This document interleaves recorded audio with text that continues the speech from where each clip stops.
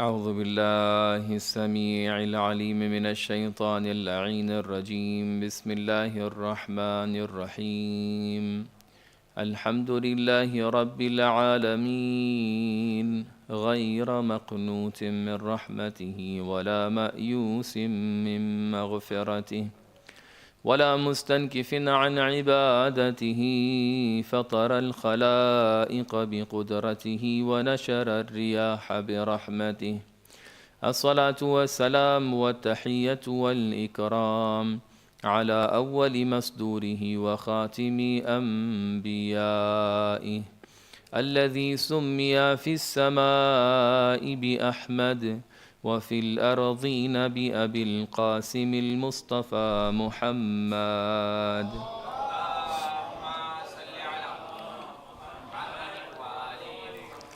والصلاة والسلام والتحية والإكرام على آل بيته الطيبين الطاهرين المعصومين المنتجبين المظلومين الذين أذهب الله عنهم الرجس أهل البيت وطهرهم تطهيرا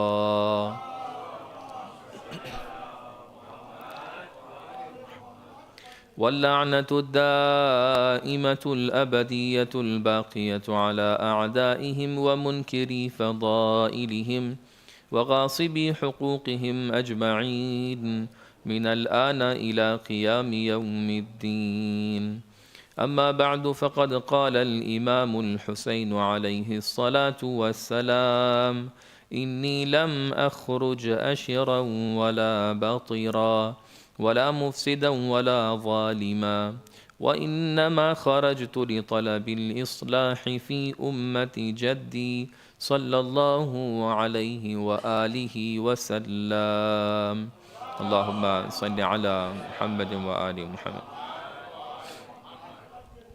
Respected scholars, my elders, dear brothers and sisters, Assalamu alaikum wa rahmatullahi wa barakatuh.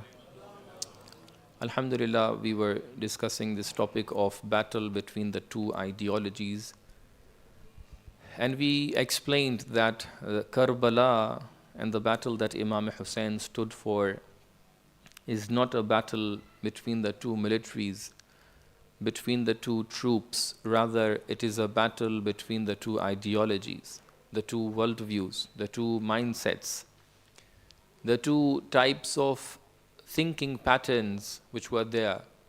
One was working to destroy the Islamic values, the other was working to establish Islamic values. One was working to establish that there was no divine authority, there was no divine revelation before, and the other was working to establish that there is still a divine connection between the ummah. And this is what Imam Hussein kept for us and left for us as a legacy, that you need to work to establish the Quranic perspectives, Quranic concepts. And this is what we were discussing, that Imam Hussein changed the ideas, and we went through a number of ideas until we reached to today's discussion, which is inshallah going to be related to Hazrat Ali Akbar alayhi salatu wasalam as well. Allahumma salli ala Muhammadin wa ala Muhammad. And that is the life, the concept of life which is stressless life. At times we see that our youngsters are going through a life which is stressful life, and stress related to mental health issues. Mental health issues are the top priority issues for our youngsters nowadays.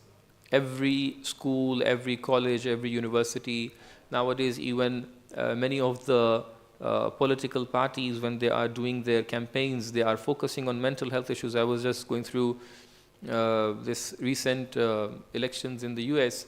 I saw even many of the candidates of mayor of that city, specific city, that one of the people that somehow related to our communities as well, I don't want to mention from here, but yeah, he was talking about mental health issues over there. So that means it's something which is very much important. Everybody knows the importance of mental health. And one of the things which is the mental health issue, mental health problem, is stress. Stress was always there, but nowadays we are more focusing because it is related to our youth more. And there are a couple of reasons why the stress has come to this priority, out of which I think one of the major factors that we are having more stress in our youngsters nowadays is the media. Because previously we didn't have this sort of presentation all of the times. But nowadays you see every aspect of the life has become a presentation. You are coming to give a lecture over here, it's a presentation. You are sitting over there, it's also a presentation. You are having many of the vlogs, many of the logs, many of the shorts and reels, and all those things are presentation, presentation, presentation. Every time you are coming to do the presentation, you need to get prepared for that. Your mind has to be prepared, your body has to be prepared, you have to have sort of good presentation. That is why always the stress process is there in the minds of our youngsters. Inshallah, today we are going to learn something from Hazrat Ali Akbar, that how we can have a stress-less life. And what is the key point to have a life where we are not having that qaliq in Arabic, that stress in English. How we can remove this stress from our lives. Let us first go through the wonderful and lovely conversation between Hazrat Ali Akbar and Imam Hussain ﷺ, when Imam Hussain, the Ravi says that Imam was sleeping for a while, and all of a sudden when he wakes up and he started reciting the ayah of Inna lillahi wa inna ilayhi raji'un, and he did it for 2 or 3 times. وهو يقول إنا لله وإنا إليه راجعون والحمد لله رب العالمين ففعل ذلك مرتين أو 3 فأقبل إليه ابنه علي بن حسين عليهما السلام. The moment Imam started doing this, إنا لله وإنا إليه راجعون, Imam Hussain was doing this, all of a sudden the young person, young son of Imam Hussain is coming towards him. Today I want to cover 2 topics. Topic number 1 is the discussion related to introvert and extrovert behaviors, and topic number 2 is stress. Imam is sleeping, and then Imam wakes up, and Imam is repeating something, and for sure we know that the tents at that time were not like only 1 or 2 tents. Tents were being kept in a separate manners, and for sure when Imam is doing something, Imam is repeating something, Imam is sleeping where? Imam must be sleeping in his own tent, and he's repeating these verses where? In his own tent. Now Hazrat Ali Akbar, he might be passing by, or he might be noticing from outside. He shows his courage until he comes into the tent. I'm just reading between the lines because it's not there in the riwayah. But it must be like this. And then Hazrat Ali Akbar comes and says, "Oh Baba, oh my father, why you are repeating this kalimatul istirja? Why you are repeating this ayah of Inna lillahi wa inna ilayhi raji'un?" As if it was understood that when we are repeating this ayah, there is something wrong. There is something which is bothering us. Today we are getting feared with this ayah, that somebody has gone. The moment you say Inna lillahi wa inna ilayhi raji'un, people would think that somebody has gone. But at that time, at least, this was not the understanding. He didn't ask, "Father, who has passed away?" He said, "No, Father, what is wrong? Why you are repeating?" What is wrong means there is something bothering you. فقال يا بني إني خفقت خفقة فعنا لي فارس على فرس وهو يقول القوم يسيرون والمنايا تسير إليهم. "Oh my son, I was sleeping for a while and I saw in my dreams that somebody, a person riding the horse, he is calling, he's announcing that, see, these people are going, these people are traveling and their death is traveling after them. This has made me understand that we are going towards our death. Now, Hazrat Ali Akbar says,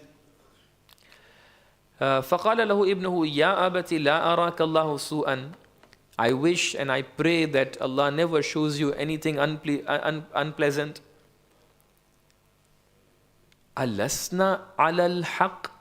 Aren't we on the path of haqq and the truth? And then Imam replied, قَالَ بَلَا وَالَّذِي إِلَيْهِ الْمَرْجَعُ وَالْمَعَادُ.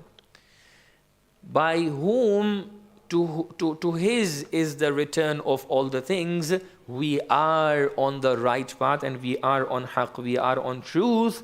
قَالَ فَإِذَا لَا نُبَالِي أَن نَمُوتَ مُحِقِّينَ. So there is no stress if we are dying being on the path of haqq. Inshallah, we'll reach to more analysis about it. First, I want to go into the matter of introvert and extrovert. So basically what happens is, at times, this can be something which is happening because of the other people. Let me explain. Introvert are the people who are normally very calm, very silent and quiet people, not talking too much to the people, not socializing too much, reserved people, into themselves, not bothering other people, not shouting, not talking loud. These are the people called introverts. On the other hand, extroverts are the ones, the moment they enter the majlis, they are Salamu Alaikum. This is how extroverts are. The introverts are Salamu Alaikum. These are the introverts. And the extrovert would shout, oh, how are you? He would go to each and every person of the gathering. He would shake hands with them. He would express himself without any fear. He would shout.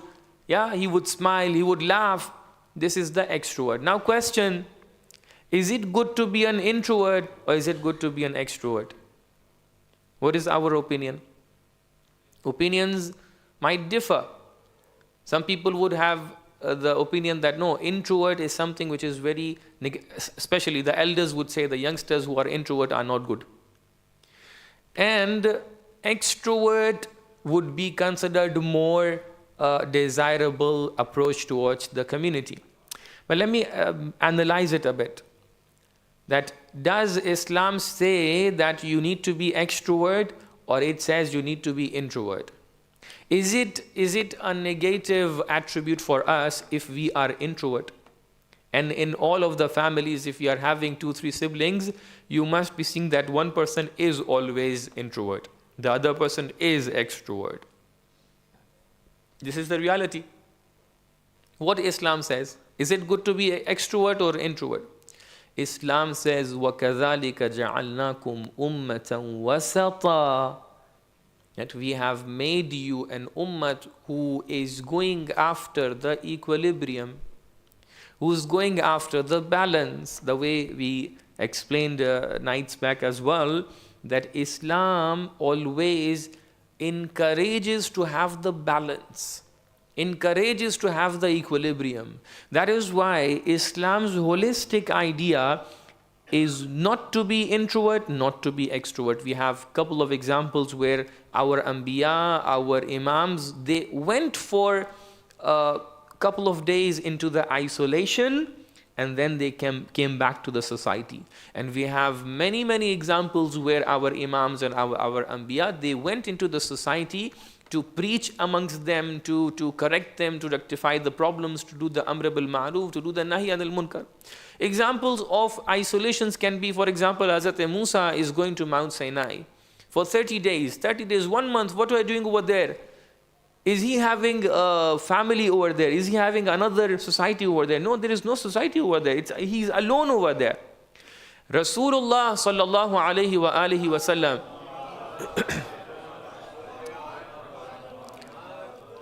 he used to go to Ghar Hira. Why? For ibadah. And it was not 1 or 2 or 3 times. He used to go a couple of days to the Ghar Hira and he used to spend time over there. Now, if being introvert means spending time with yourself, these are the examples of introvert. Now, extrovert, being amongst the society. So all the fightings and wars and all the preachings happened in the society. Rasulullah used to stand in front of the Kaaba and he used to preach the people. In one of the examples we have, when Imam Hussein alayhi salatu was salam, Allahumma salli ala Muhammad wa ali Muhammad, he was in Makkah.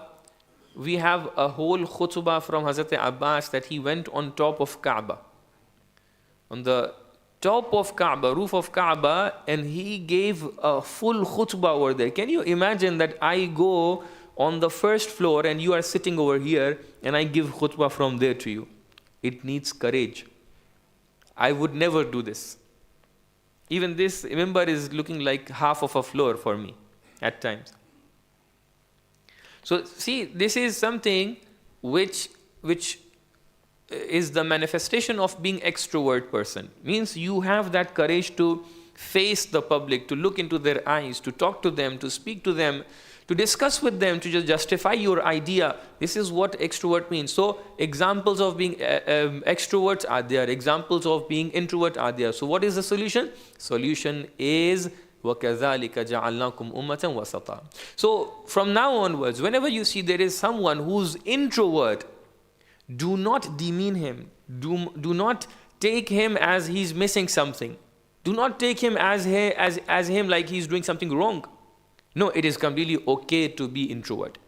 Or if there is someone who's extrovert, do not tell other people, do not take him accountable that no, you are extrovert, you are talking too much, you are expressing yourself too much. No, that is also completely okay. The point is, what is your purpose?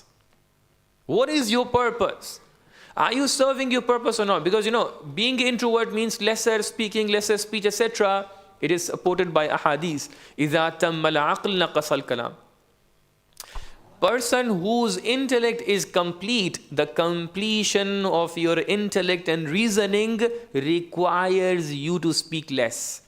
That means a person who's keeping quiet, he is someone whose aql might be perfect, might be complete. I'm saying might be because some of the times the person doesn't have anything to say. He doesn't understand to say anything. That is why a person who understands the things, he can discuss, he can say, he can add an opinion, but still he prefers to keep silent. This is when your aql is complete. On the other hand, it is in the riwayat that it is necessary for you, like Amr bil Ma'ruf. Amr bil Ma'ruf means what? Means other people are doing something wrong maybe, or they are leaving something good, yeah? Or Nahi anil Munkar, that they are doing something wrong. You can be at your safe zone and you can come to masjid looking at the people that they are doing a wrong sajda, wrong ruku, wrong namaz, wrong connection, wrong anything. Somebody is reciting wrong and you can be at your ease. Why? Because the moment you go to them and you criticize or you rectify and correct the other person, there is a high possibility he will get it in a very offensive manner, that you offended me. Even if you are going as an individual in a private manner, still the person in the beginning, they would try to justify themselves, their stance. That is why Amr bil Ma'ruf and Nahi anil Munkar is not an easy issue. Inshallah, I'll cover it in one of the nights. I think tomorrow is my topic, Amr bil Ma'ruf and Nahi anil Munkar. So Amr bil Ma'ruf and Nahi anil Munkar is something which is very much challenging. But you need to break this safe zone of yours to get to it. So this requires you to be extrovert. Because if you're introvert, you will prefer your safe zone. But you need to be extrovert over here. So that is why we see Islam says, here from Karbala we can learn this. Imam Hussein, so whose fault is this? That somebody becomes extrovert or introvert? The first fault can be for the people who are around us.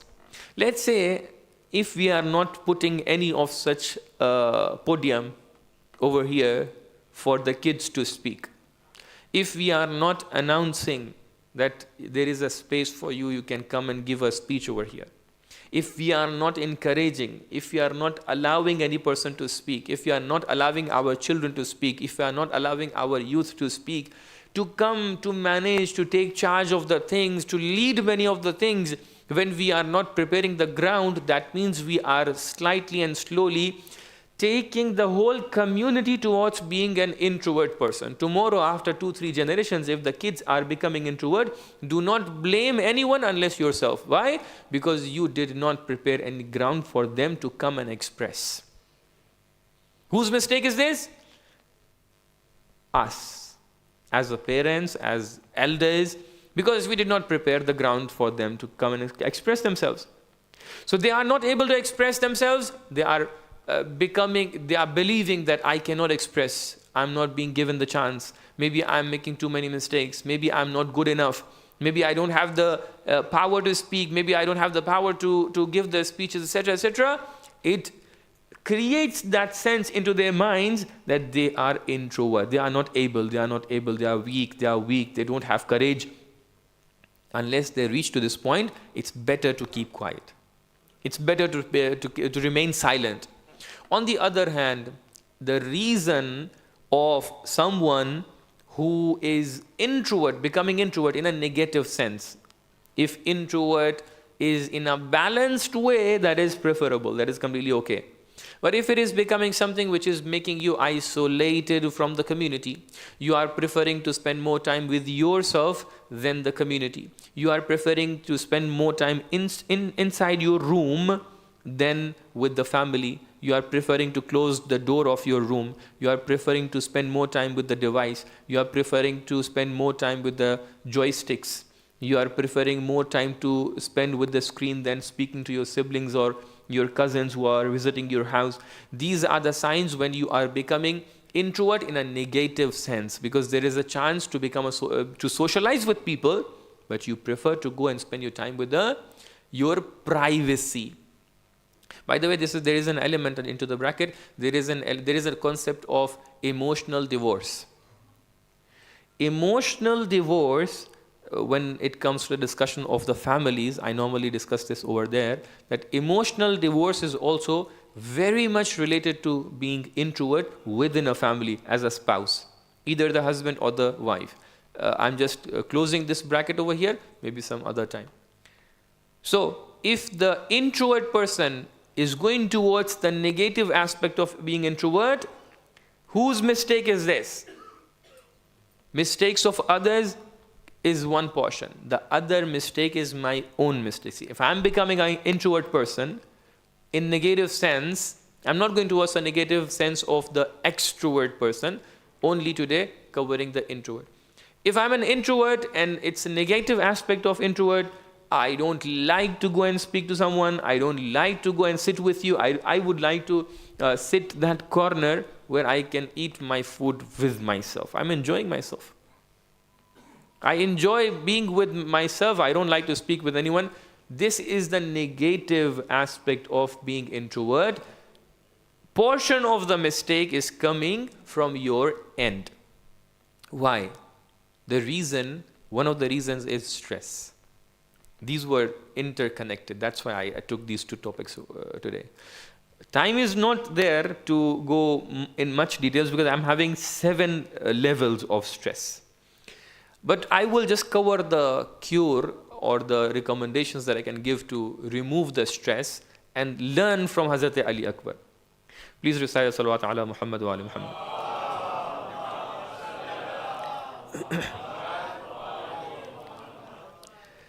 So the other aspect of the mistake is coming from my end. Why I am becoming an introvert, which is the negative aspect of introvert? The reason is that I am having stress. Stress of what, Maulana? I'm having stress of making mistakes.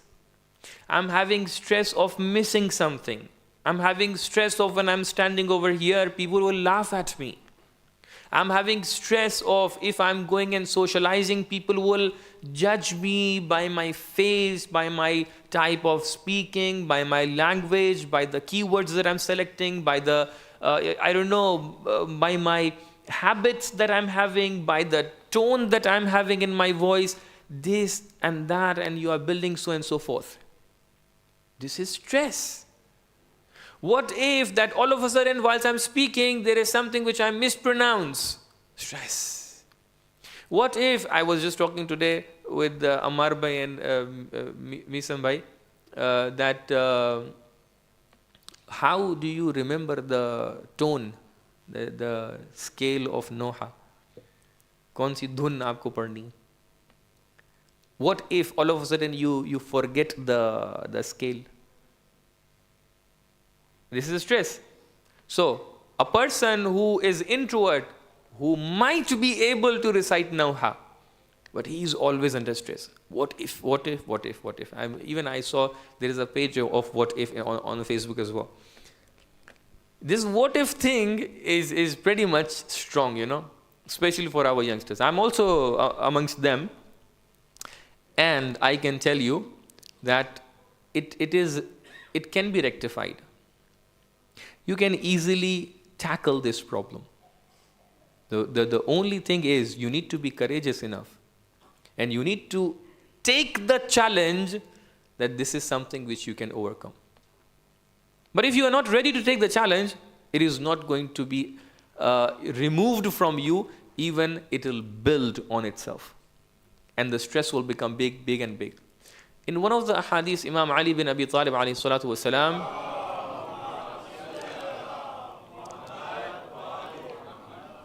he says some of the times the fear is bigger than the thing that you are having fear of. That thing is not big enough. What if people are laughing at you? You are making a mistake. People will forget. People will forget you yourself, the whole character, the whole services of yours, let alone that mistake. But that fear of making mistakes, you haven't done the mistake yet. But you are having the fear, what if I'm going over there, I'm making a mistake? That fear has become so big that without even doing it, you are fearing for that. In any case, this stress which is there, and it is not something which is illusionary. Our elders need to understand the stress in our children's mind is a reality. At times I've seen some of the elders are treating with the stress as if like there's nothing. You are just hallucinating. You're just making illusions. This is not illusion. This is reality. This stress thing is reality. But there are ways to overcome this. Now, very quickly, learning from Hazrat Ali Akbar, how he said there is a way. So he's asking, by the way, I pretty much in that idea that many of the conversations which are happening at that time, it could have been done in a very private manner, in a hidden manner. But deliberately, Imam is bringing it in front of the other people, so they narrate. And later on, after 1,400 years, we are sitting over here and we are discussing to learn from it. So many a times, the discussion is not about Imam Hussain and Hazrat Ali Akbar themselves. They are pretty much strong in their ideas. It's not like Imam Hussain had stress at that time, and only when Hazrat Ali Akbar had this recommendation and he removed that stress from himself. No, stress was not there. But the point was, it had to be something which is sending a message to you. And by this narration, Imam Hussain sent a message to us. How you remove the stress from yourself? The first and only solution is that when you are with haqq, when you are with truth, you are not having any fear or stress. Believe me, write it down, and whenever you have a stress, go back to the same sentence of Hazrat Ali Akbar. You will find out that whatever stress is happening for, this is somehow related to this phrase, that I am somehow not with haqq. How to be with haqq, how to come into the vicinity of haqq, into the company of haqq. There are ways. I've written 7 points over here, but very quickly. The first thing is Iman and Tawakkul. Iman and Tawakkul is something which is, Allah subhanahu wa ta'ala is that essence of haqq. If you are, when you are not with haqq, when you are not with truth, always ask yourself, the moment you decide something, you decide to come and give a speech over here, ask yourself, is it something which is haqq? Haqq means what? Make it simple. Is it something which is truth? Am I doing the right thing? Make it more simple. Ask yourself, am I doing the right thing? Whom I am doing this work for? Iman and Tawakkul. Whom I am doing this work for? I'm doing it for Allah subhanahu wa ta'ala. Am I doing the right thing? Means, am I lying? No. Am I cheating? No. Am I deceiving? No. When I'm doing this for Allah subhanahu wa ta'ala, and I'm not cheating, deceiving, lying, I'm truthful, that means the guilt is not there. The moment guilt comes, stress comes. So what happens is, in the first position, Iman and Tawakkul, I replace it with that I'm reciting, I'm giving this lecture, I'm sharing my ideas, not for Allah subhanahu wa ta'ala, but for you. You. So all of a sudden, you become very important for me. To an extent that you become more important than Allah subhanahu wa ta'ala. In my eyes, in my mind. So what happens is, and it is very much, it's a reality, you all of you are aware that the same thing that you are having a stress of, you can perform it in a very wonderful manner when you are alone, because nobody is there to give you that judgment, whether you are good or wrong, you are right or wrong, you are good or you are bad. Yeah? Why you are able to perform well when you are alone? Because there you understood that nobody is there. Nobody means you are not there.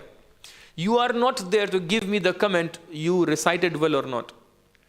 Your tone was good or not. Your wordings were good or not. Since you were not there, I was performing well. So the whole idea is how I look at it. What I am building in my mind. I shared 2 days back that there was a person who broke the record of lifting the weight. Previous lifting weight record was something like 450 kg or 470 kg, something around like that. And this person broke the record by lifting 507. And I was going through a documentary type of video. They were saying it is not possible. Like by physical means, it is not possible for even that strong person to lift 507 kg. Not possible in normal means. So how he managed to do it? They went to ask him, what happened at that time that you could do that? He replied, I created the whole scenario for my mind that at the time of lifting that weight, I'm saving my family who were going into... Some of the times we are creating illusions which are coming from shaitan. But in many of the cases, in the battles in the battle of Uhud, for example, Allah subhanahu wa ta'ala says, we have sent you many of the malaika. When kuffar were looking at Muslimin, they were thinking Muslims are in thousands, whereas Muslims were in hundreds. How come this happened? Because Allah subhanahu wa ta'ala sent the malaika in behind them. And when kuffar were looking at them, they were feeling that the Muslims are in big numbers.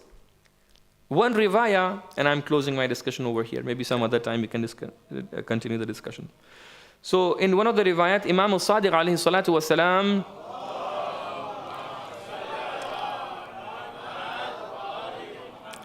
he says, "Ma min mu'minin illa wali qalbihi udhunan."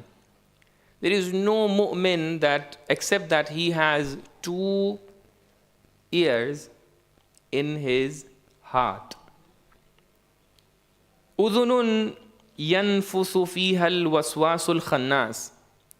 There is an ear where, in your heart, it's not this one, in your heart, where satanic revelations are being made. Means shaitan, khannas, is always doing the waswas for you. He whispers into your ears. And there is another one, wa udhunun yanfusu fihi al-malak. And there is a ear where the malaika, the angels of Allah subhanahu wa ta'ala are coming to you and saying, this is the right thing, this is the way forward, this is how you should be doing this. So always this is happening over there. The moment you are going for something, there is a negativity and there is a positivity. The negative is coming from shaitan, the positive is coming from Rahman. The negative is coming from the whispers of shaitan, the satanic voices, and the positive is coming from Allah subhanahu wa ta'ala. So you need to focus on that positive ones. The moment you focus on positive ones, that stress will be removed from you. That stress will go because you are focusing on the positive. You are being supported by Allah subhanahu wa ta'ala, being supported by the malak of Allah subhanahu wa ta'ala. The moment you feel this, you try this, you will feel an extra strength into you because you are supported by Allah subhanahu wa ta'ala. This is what Hazrat Ali Akbar is referring to. And this is what he is sending as a message to us, conveying a message to us. O Imam, O my father, alasna ala al-haq, aren't we on the right path? Means we are with haq or not? Are we right or wrong? We are right. Then if I'm right for anything, ask yourself this question, alasna ala al-haq. If you are on wrong thing, if you are cheating, if you are lying, if you are doing something wrong, the guilt is there. If the guilt is there, you are going to have the stress. So be a righteous person. Be a good person, and then there will be no guilt onto you. When the guilt is not there, you're working for Allah subhanahu wa ta'ala, the stress will not be there. Try it. Try it. One ayah and my discussion finished.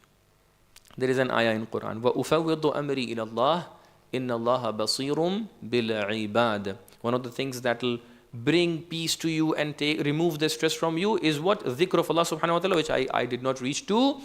So there, this ayah which you recite in the ta'qibat of Subh, Fajr as well, this ayah means, oh Allah, I'm just handing over my affairs to you because you are more powerful, because you are more knowledgeable. That is why the moment you say, because there is someone who's there to help you, the stress will be released, the stress will be decreased. That is why always in the time of stress, recite this two things with you. Number one, you ask yourself whether I am correct or not, whether I'm good or not, I'm truthful or not.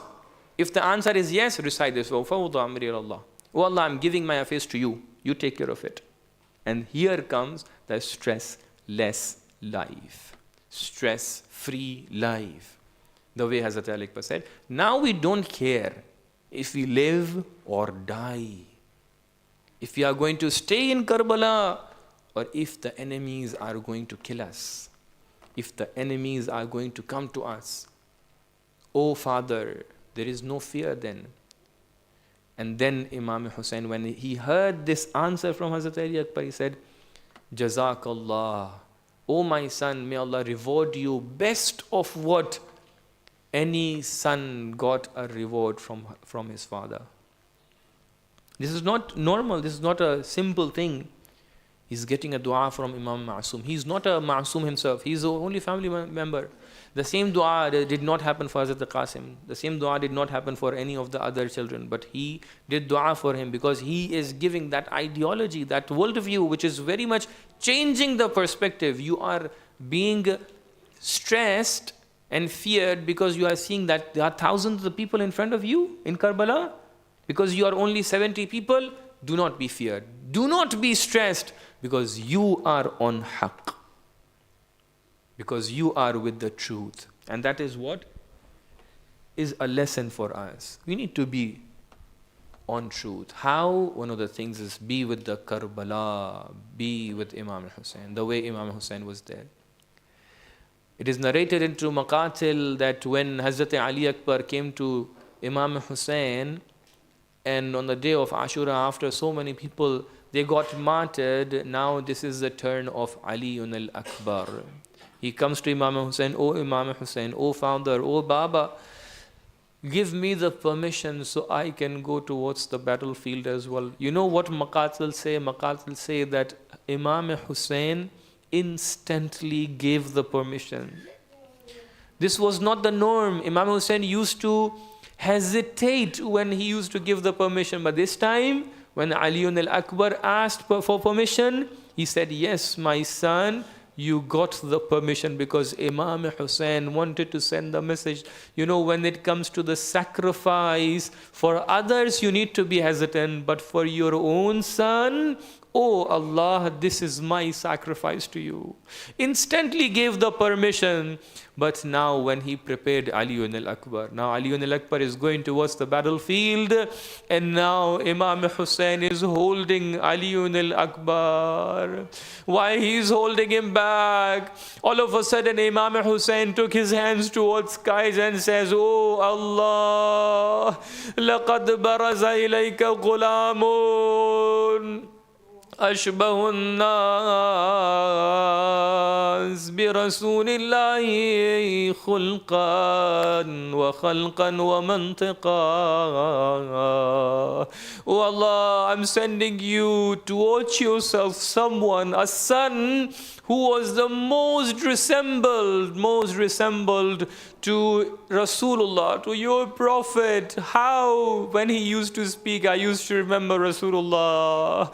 When he used to walk, I used to remember Rasulullah. When I used to see him, his akhlaq, I used to remember Rasulullah. Oh Allah, I'm sending him towards you. In one of the majalis, there was an alim called Sheikh Shushtari. People asked him, Sheikh Shushtari, go and recite a masa'ib, a tragedy of Imam Hussein for us. Sheikh Shushtari went on the mimbar and he started reciting the masa'ib of Hazrat Ali Akbar. He recited the whole majlis of Ali al-Akbar, and he came back, he came down off mimbar. All of a sudden people came to him and asked him, Sheikh Shushtari, we asked you to recite the masa'ib of Imam Hussein and you recited the masa'ib of Ali al-Akbar. There Sheikh Shushtari replied, when Ali al-Akbar got martyred, Hussein was no more in Karbala. Hussein got martyred when Ali al-Akbar got martyred. There are three places, Sheikh Shushtari mentions in his book, there are three places when Hussein was in a state as if he is departing from this world. First place was when he sent Ali al-Akbar towards battlefield. And the second place was when Ali al-Akbar, after a bit of battle, he came back to Imam Hussein. He came back and said, Oh Baba, oh my father, is there any water left so I can drink? Here I was reflecting in Maqatil. I was thinking to myself, Ali al-Akbar knew. Hazrat Ali Akbar knew that there is no water in the tents of Imam Hussein. He was in the tents of Imam Hussein. He knew that there is no water.